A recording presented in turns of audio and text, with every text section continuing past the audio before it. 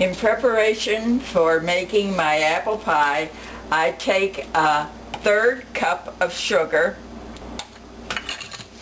and a heaping tablespoon of cornstarch.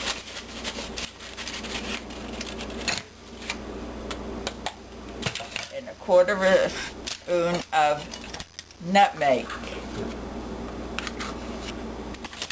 And I mix this.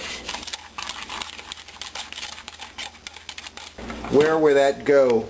That stays there until I'm ready to put it over the apples. Making the crust, I will take 2 cups of flour. Put it in the sifter. A teaspoon of salt into a bowl. I add 2/3 cup of Crisco. Can you substitute butter instead of Crisco? It is not recommended. My pastry cutter, and I work the Crisco into the flour mixture until it looks mealy. This is the texture of the pastry. I will put it in the freezer to chill. I'm finishing up my apples in preparing them to put them into the pie. I notice you're leaving some of the skin on the apples. Is there a reason for that? They claim that pectin is in the skin of the apple and it helps to thicken the inside. How many apples are you putting in this pie, Mom? 6 large apples, depending on the size of your pan. I use a 10-inch pan. This is the sugar and cornstarch and nutmeg. I sprinkle over the apples. That's about a teaspoon of lemon juice to draw out the flavor. Mix it thoroughly. This is the pie crust prepared earlier. I chill it. I make a well and pour in a 1/2 cup of ice water and stir it around.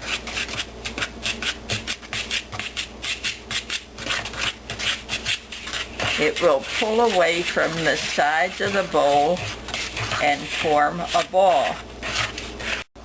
In preparation for rolling out my crust, I wet my board and use a pastry cloth. What's that made out of, Mom? Canvas.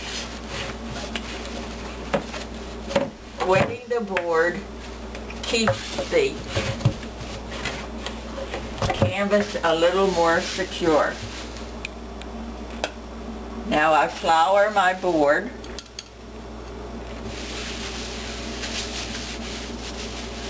Pin.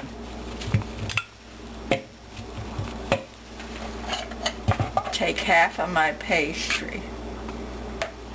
Why half? It's a 2-crust pie, and you roll out 1 piece at a time.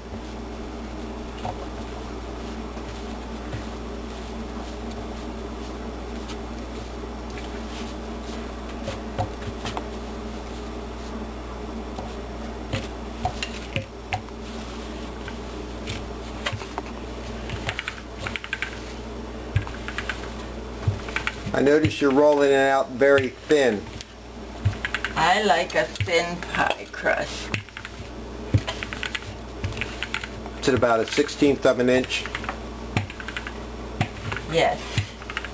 Fold it in half. And fold it again.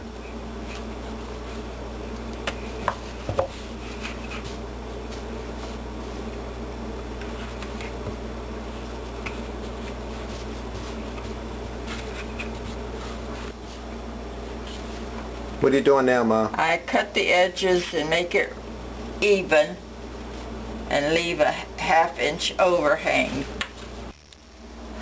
I put my apples in as evenly as I can, trying to fill up the empty spaces. Make it heaping because the pie will shrink. And I will now dot it with butter.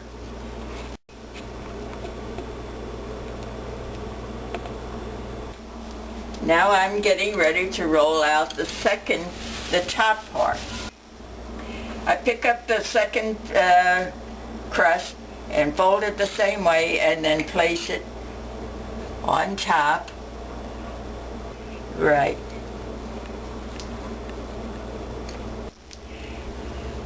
I roll over within the edge of the pan. Now I flute the edge.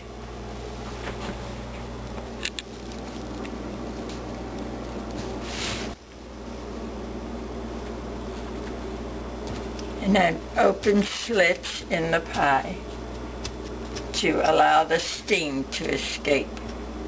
I will now brush it with a teaspoon of sugar and about a tablespoon of milk.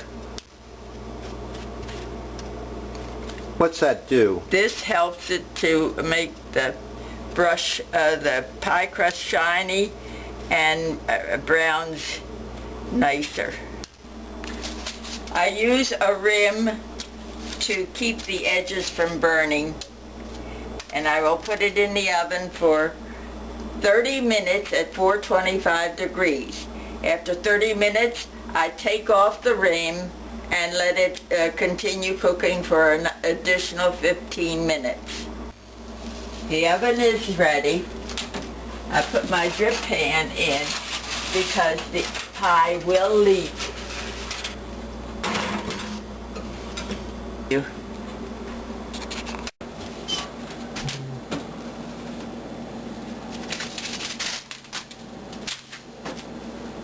You can see it's brown only in the center, not on the edges. So I will let it continue for 15 more minutes. I'll turn off the oven. And there's the pie.